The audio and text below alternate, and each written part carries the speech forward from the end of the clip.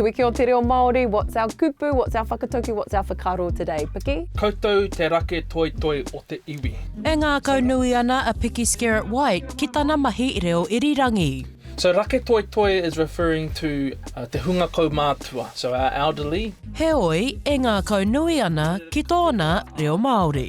No te timatanga mai, o taku whānautanga mai ki te ao, takarawa mai ki tēnei wā, ngā kaunui ana ki te reo Māori.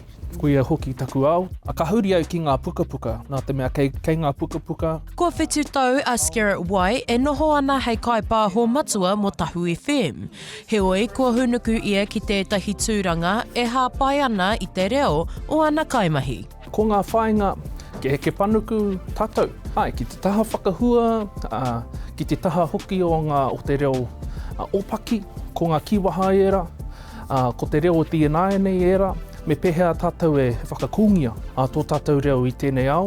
Mōrena, nau mai, haere mai, welcome along to Te Ata. You've arrived at the right time. Ki haia Leanna Tarawa-Cooper I te putahi mai me Te Reo Māori. Engari, e mātua mōhio ana ia ka noho mātā mua Te Reo Māori ki Tahu FM. Ko tāna, e hara tēnei I te ara māma mōna. The biggest challenge for me is myself. I just get in my own way, you know, feeling whakamā, feeling like I'm not good enough to use my reo, but being in spaces where people are keen to come alongside you, you get the courage from other people to kōrero I te reo Māori. So love my space, love my mahi, love my people. Ko whakarewaina, heri poata mai te taurawhiri I te reo Māori mo te oranga tonutanga o te reo Māori.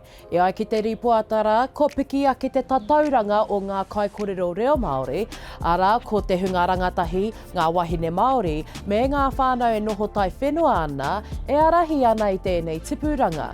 Hui anō, e heke haere te tatauranga o ngai Māori e kōrero Māori ana. Ko te wero o roto, kāre pērā rawa te tipu o te hunga reo Māori I tērā te tipu o te taupori Māori. Nā reira, ko te wāhanga nui kia tātou, te whakapakiri I o tātou kaupapa whakarauora reo. He kai whakahaere matua a Eru Tārena no tokana te raki, a e matatau ana ia ki te reo Māori. Ko tāna, e harai te mea he māma te whakatika. Tuatahi, ko te mana o te reo. Kia irirano te mana o te reo, ki ona taumata, ahakoa te whānui, te nui o te whenua, ka horaina ki te Waipounamu, e toru noiho ngā kura kaupapa.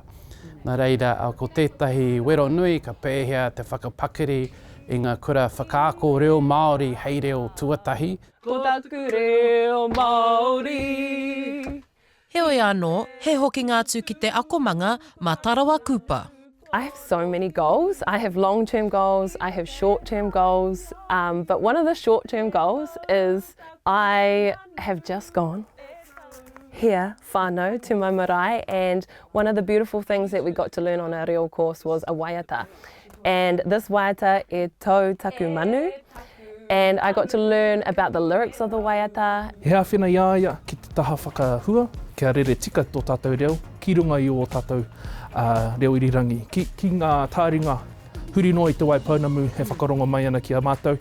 Me te mana ko hoki, kia rangiwhāwhā te reo Māori ki ngā reo irirangi. Shakayla Andrews-Alapaki, Tahu News.